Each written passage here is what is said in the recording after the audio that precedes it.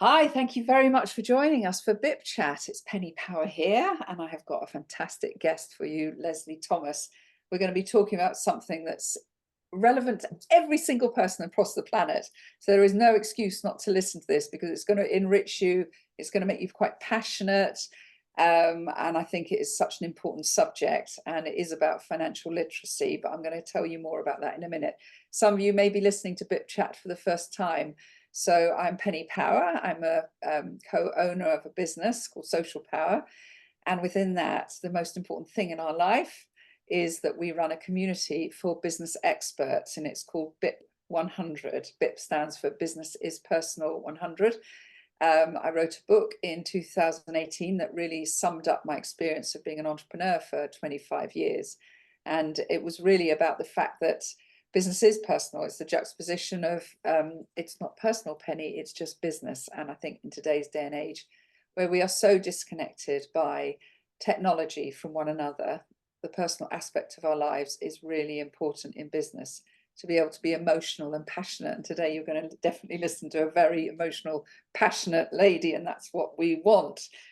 So we, in BIP 100, we curate experts into it, work very hard to find fantastic people who have really honed their expertise, are very passionate about it, and have strong values of kindness and in fact of love. And they help one another and they support one another, and it's very, very special. So today, Lesley is our guest because we really believe in a mission she has, which sits really as her mission within a business that she has, where she is a money confidence coach. She's got the Money Confidence Academy. She helps people understand money. It is a topic that we all need to know. I know when I started off as an entrepreneur, I didn't understand money well enough, certainly in the business world.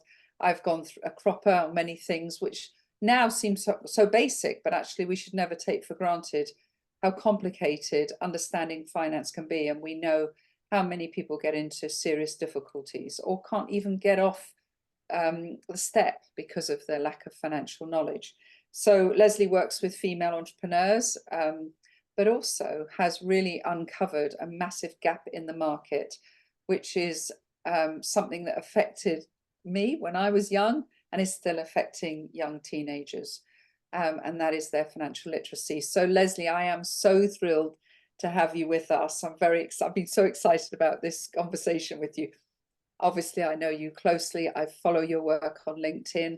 I feel your passion for this subject, and I'm looking forward also to being at an event next week that you're speaking at. So Lesley, give us a little bit more background to why this subject to you is so, so important.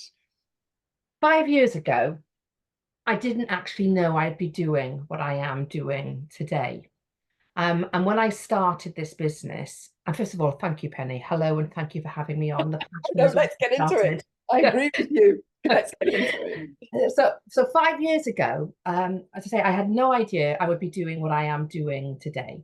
When I started this business, the primary focus was around helping female entrepreneurs improve their relationship with money, because our relationship with money impacts so much of our business life and our personal life because of the connection between self-worth, self-value, and then self-confidence.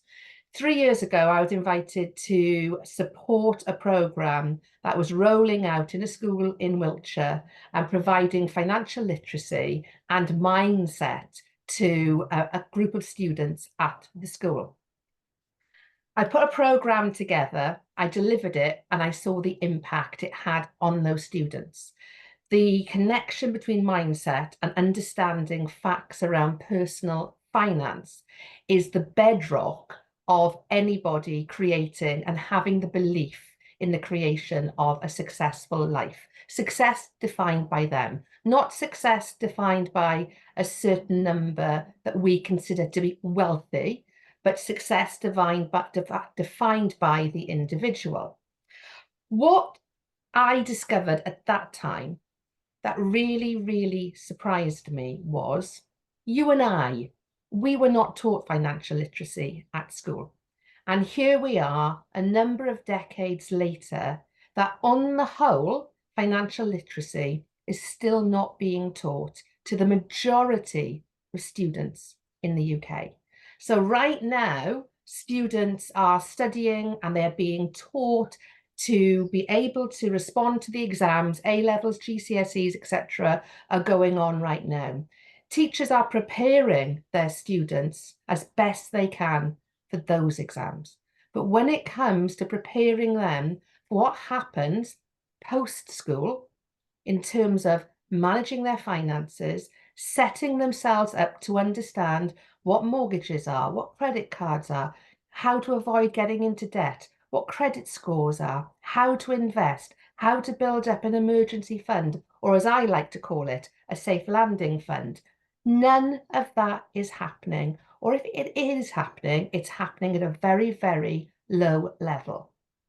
I contacted my MP, who right now is the Paymaster General, to tell him what I was doing with regards to financial literacy. And I asked him what the government were doing about it. And he passed me on to his caseworker. And his caseworker said, "Oh, are you not aware that since 2014, every single secondary school has to provide financial literacy to its students?" As a standalone, that fact is correct. What she failed to understand at a government level is the curriculum can only be dictated to schools who are not academies. 80% of schools are not academies. The Wow. 20% of schools that are following the 2014 regulation can deliver a 30-minute lesson, and that's it. And of course, you can teach everything about money in 30 minutes. Of course, you can't. So for me, this is about understanding, first of all, why more is not being done. But more importantly than that, creating a program that actually can deliver financial literacy to every single teenager in this country, that removes all the heavy lifting for teachers, because I know teachers have a heck of a lot of pressure on them, but it removes the heavy lifting. It doesn't need a qualified teacher to be there for that lesson. It is provided in a way that all the resources are available to the teacher, the lesson plans, video tutorials, workbooks, financial literacy dictionary, and a private podcast. And it only costs £5 per pupil per annum. So for me, this is about removing every single objection there could be for not delivering this information where it is needed most. 87% of 11 to 18-year-olds say they know very little about managing money. If financial literacy was taught from a young age, that would put 200 billion into the UK economy by 2050. Wow. Amazing. Very, very fascinating. You know, I've so many things have come in my head. You know, I'm thinking about student debt as well, that a lot of kids did not realize that they were going to be labored with. And there's just so many subjects here that you're covering here. It reminds me, just as a little ditty, when Hannah, who's my eldest, was having her 16th birthday, but you know, she was reaching 16 and she was going to be going to college and leaving her bubble and going off to college. I said to her, "Hannah, will you go away and on a spreadsheet work out how much everything in your life costs? Your tampons, your presents for your friends, your makeup, your hair, everything you need, the clothes, everything you need, and bring it back to me for the year." And so she came back with this spreadsheet, and I can't remember how much it added up to, but I then said, "Okay, if we divide that into monthly, that's how much I'm going to give you a month now for paying pocket money." And it looked like, I think it was like £180 a month, right? Something like that, which for 16-year-olds, hell of a lot of money to be given. And but that month that I gave it to her, she didn't have presents for her friends. She didn't have Christmas. Christmas was another 7 months later. months, Yes. you know what I mean? And so there were a lot of things. She didn't need any more clothes because she was in the summer. Her birthday's July. And so she had all these summer clothes. She didn't need to think about her winter clothes. And it was really interesting because obviously in July, she felt really rich. But when it came towards Christmas, she needed more than £180 in her bank account. Yeah. And it was absolutely fantastic. And it was really basic thing to do, but it was amazing discovery of things like that. So yeah. I am so aware of how important this subject is. And, you know, she's ended up becoming an entrepreneur. She's paying loads of tax. She's contributing to society. She's, you know, she's functioning as a person. And so I'm really empathetic to what you're saying about the importance of this. And it's just a little story that I think I can add to this. So I know this is part of, this is like your big passion. This is your mission. Your business is mostly about helping female entrepreneurs, which I do also think is absolutely critical. If I go back to some of my massive scarcity feelings and self-worth feelings and all these things, I think what you do there with women is so important. And so I know that this is an extra thing that you're putting into your life. How is it going? Because I think it's important for us to have a really honest conversation for people to hear, because I want lots of people to listen to this and think, I'm going to introduce you to some schools. I want to introduce you to the school my kids are at. Yeah. How is it going? And it's going slowly, and it's going slowly. I think, first of all, the timing to a certain extent of this. So we created the program, we did a beta of it. The beta went very well. We then examined how the program was constructed, how it was put together. I started working with somebody who's a specialist in education. She looked at the resources and she said, whilst fundamentally it's an amazing program, you need to rejig how it's delivered so it lands correctly. So we completely reworked, re-recorded, refashioned the entire platform. So the platform is in two formats now. One, Money at School for schools. The other, Money at Home, which is for either home educated students, or for parents who want to buy that platform for their children. And when we launched the campaign, Impact 1 Million Teens, back in May, it was right at the start of exam season. So timing was a little bit off because the schools quite rightly are focused on getting their students through their formal exams. Schools fall into two camps, essentially. Ones that are interested and want to know more, or ones who have no interest whatsoever. And there is literally no reason why a school would not benefit from this program. The way that it is delivered, the flexibility, it can be delivered in the classroom. It can be delivered in tutorial time. It can be taken at home by students. So it's not a case of taking up curriculum time. It can be delivered in many different ways. It doesn't need qualified teachers. It just needs somebody within the classroom just controlling the classroom. All the resources are there. The way that it has been constructed hits all the key points of the DFE, the Department of Education's core curriculum for financial literacy. It hits all the points of PHSE, the personal curriculum that's in place. Everything, and the price essentially is the cost of 1.5 pupil premiums. So a pupil premium is the additional money given to students who are on school dinners, basically. The program can be purchased for the price of 1.5 pupil premiums, but delivered to the whole school community. So when I find schools who say they're not interested, that makes me shockingly cross, because I do not feel they have the right to say, we are not interested in preparing our students with the most fundamental of life skills, which is understanding money, particularly at a time when we have a cost of living crisis, when we have parents who are financially struggling, when we have university costs increasing because of the cost of living crisis.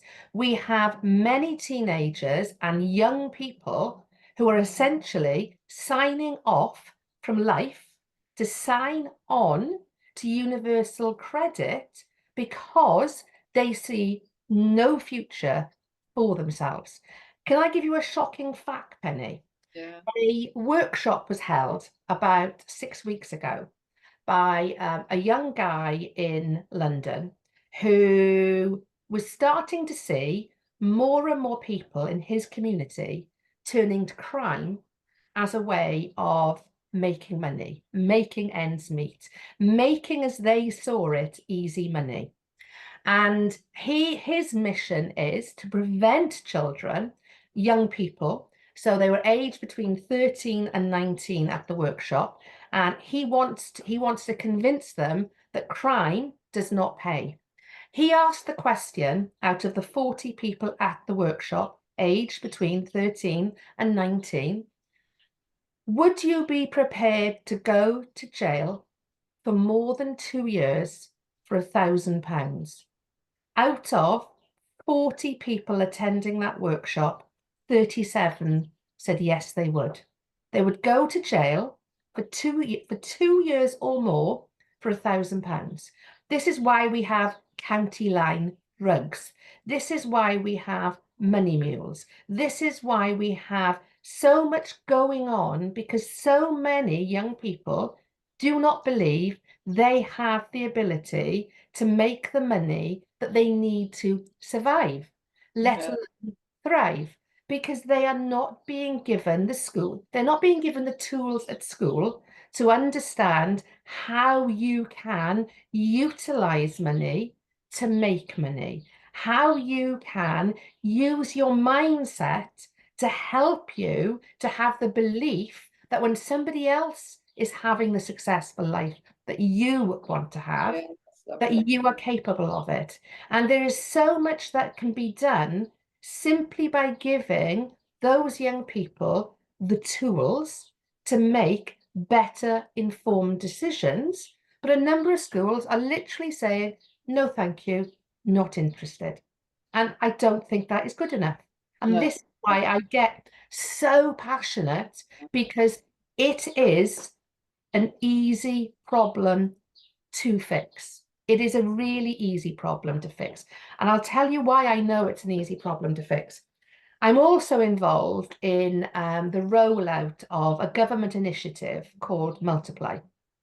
And Multiply is a program that is aimed specifically at adults aged over 19 who don't have a foundation level 2 in maths. So the program is there to help them to better understand numeracy so they can better manage their money. I love it. That is a brilliant initiative. It's got 579 million budget attached to it. Every single secondary school could have my program for just over £5 million. So every single child, a teenager, could have financial literacy taught to them. What is the best way to teach people about money? Make it applicable to them. Let them understand how compound interest can significantly help you to grow your money. The earlier you start, the more your money will grow and be there for you later on in life. It'll help you to understand how you can start investing, the benefits of having a soft landing or an emergency fund. So Multiply is there, which is like a sledgehammer cracking a nail. It's like closing the stable doors after the horse has bolted, rather than looking at why are so many leaving school without basic numeracy? What can we do to turn them on to numeracy? Oh, I know. Let's apply it to their money. And that's exactly what I am doing within Multiply. And the feedback we're getting is, I have learned so much. I love coming to these workshops because we make managing numbers, understanding numbers, so much about what really motivates them. No, it's incredible. It's incredible. You've done so much research and you've got you've obviously curated around you a good network of people as well there. So let me go back to a few things here. So first of all, how disappointing that when you got the MP's attention, which is probably a fleeting moment because I know what they're like, passed you to his internal civil servant. Caseworker, as they're called. Caseworker. On title. Caseworker, yes. Yeah. And they said this, and didn't just come to an end there, or do they say, but this department might be interested, or we could help you to do this, or was it just end there? Once she said that to me, I knew there was no point in me continuing the conversation because it's not my job to educate her. No. My plan had been, once the campaign was launched, and the campaign was launched on the 22nd of May, the morning of the 22nd of May, 5 p.m. on the 22nd of May, what happened? Sunak made that announcement in the rain. So the timing was off in terms of engaging with government, but actually I think that is irrelevant because I don't think the government, if the government, this has been a problem that's been there for many, many, many decades. Therefore, I do not think it can be solved at government level. For whatever reason, and I have lots of theories, but for whatever reason, there is not the appetite to resolve the problem. Therefore, it is up to those people who are truly passionate, myself being one of them, clearly. There are a number of others. We can solve this problem by getting in front of the right people at the right schools. And this is why I formed my campaign, Impact 1 Million Teens. It's got a big ambition, but it's not stopping at 1 million. But what I want is for parents to say to their school, have you heard about this program? Have you heard about this campaign? Why is this not being taught to our children? And then for that school to go, oh, we'll go and find out more. Yeah, absolutely, we'll take on that program. And then for a parent whose school is at that school, at another school, sorry, will say, hang on, why has that school got it and you haven't got it? Very viral then, isn't it? Exactly. That's exactly it. Yeah, so you're saying it's going to be better if we, citizen empowerment, really, isn't it? It's grassroots stuff where anybody listening here, we can introduce you to schools, and it's the parents that, I mean, what do you think's the right, what age children would they have when they're starting to think, this is important?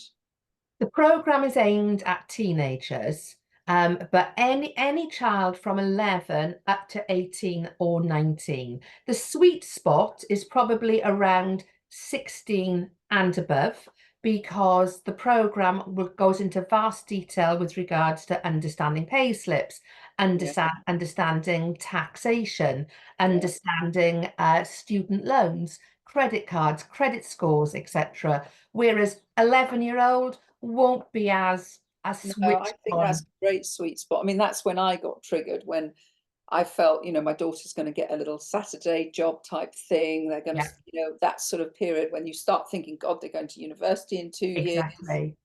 Yeah, so I think that's a great sweet spot. So, yeah, I really love that. Now, in terms of stakeholders around your campaign, you've got parents, that's the strong citizens that can make a difference. Who else do you think is important to you in that anybody could make introductions to? Or absolutely, it's anybody that has a passion to actually change how we all do money in this country. And what I mean by that is, currently the only way any of us learn about money is by our mistakes. And mistakes right now can have a far, far bigger impact than they could have when you and I were a lot younger, particularly around scams, for example, or not preventing your financial identity from being stolen.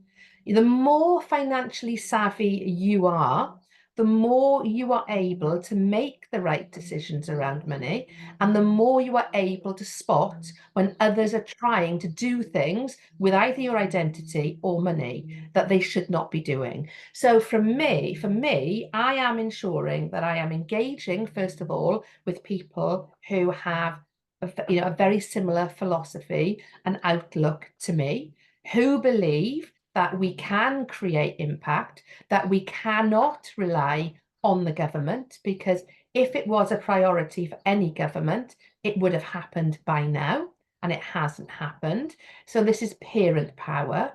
It's people who are in positions of responsibility and authority within the education sector. Yeah.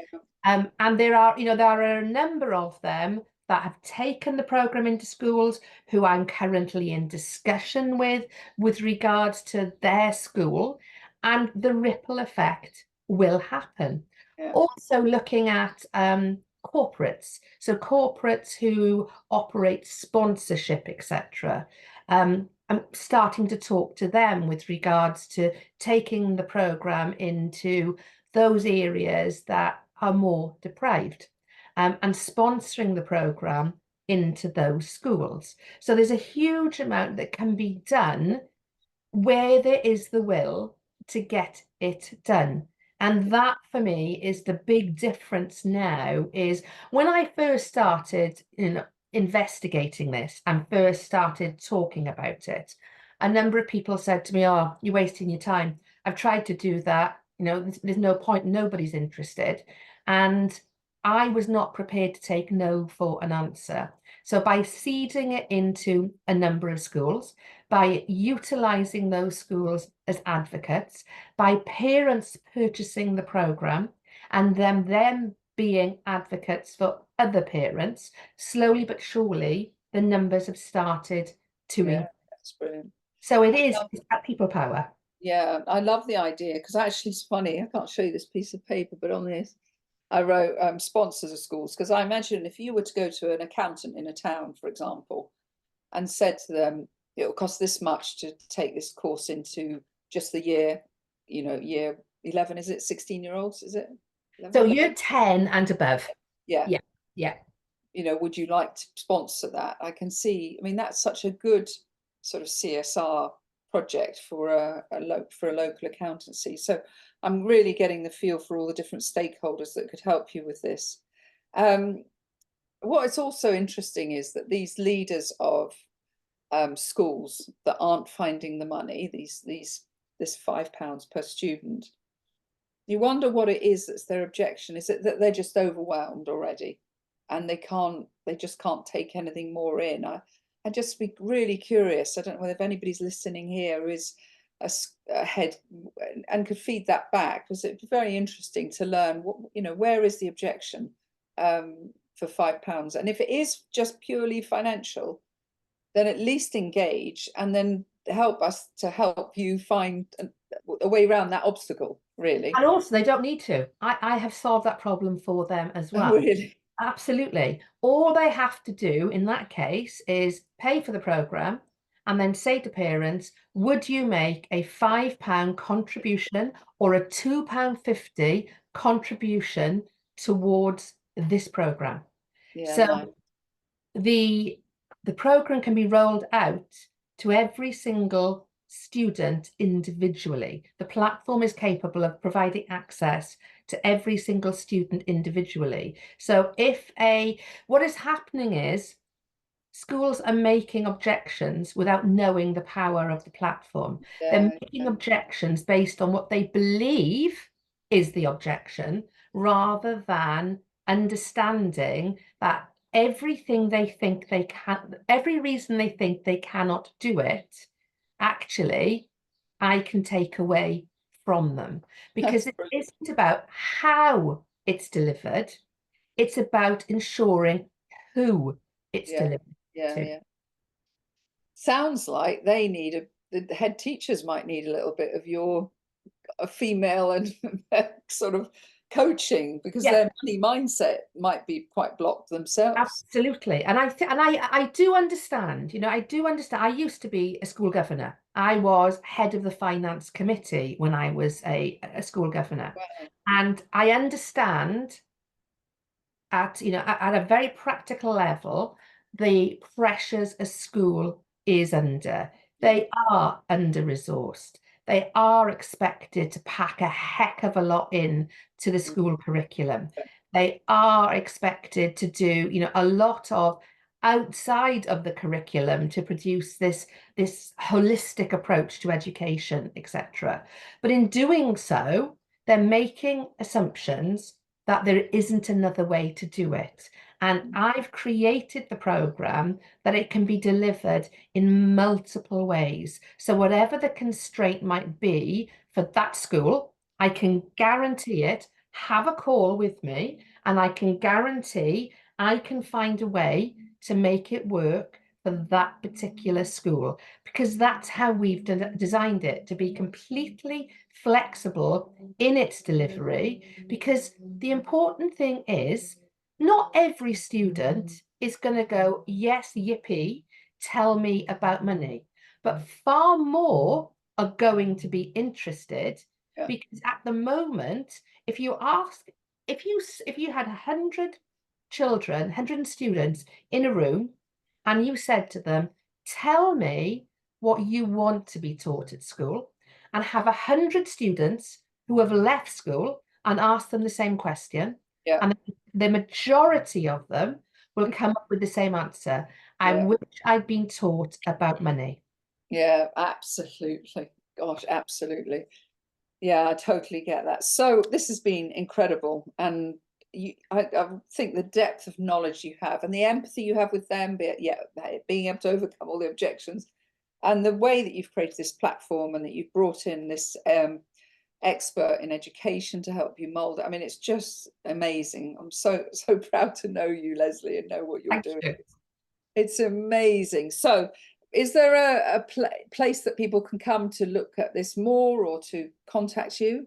Absolutely. So if you go to my website, which is themoneyconfidenceacademy.com, there is a tab that says Teens. If you click on the tab that says Teens, there's more information, and there's 2 buttons, one for parents, one for schools, and they'll get more information. That's fantastic. Yeah. Absolutely brilliant. I know that you've had this quite phenomenal career in corporate. You became your own entrepreneur a few years ago. You've applied so much strategic awareness, as well as creating all these incredible practical aspect to what you've produced. And I really wish you success. And if you've been listening to this, if you feel the passion, if you're a grandparent or you're a school governor, or you've got children yourself, get in touch with Lesley and see what you can do to solve this problem. Because as she said, even when we were all being educated, we weren't taught. And now, well, in my case, that was quite a number, over 40 years ago. I really wish that I had had this knowledge. So, and it will create more wealth and less debt in society. So thank you so much, Lesley. That was absolutely fantastic. Thank you, Penny. Thank you very much.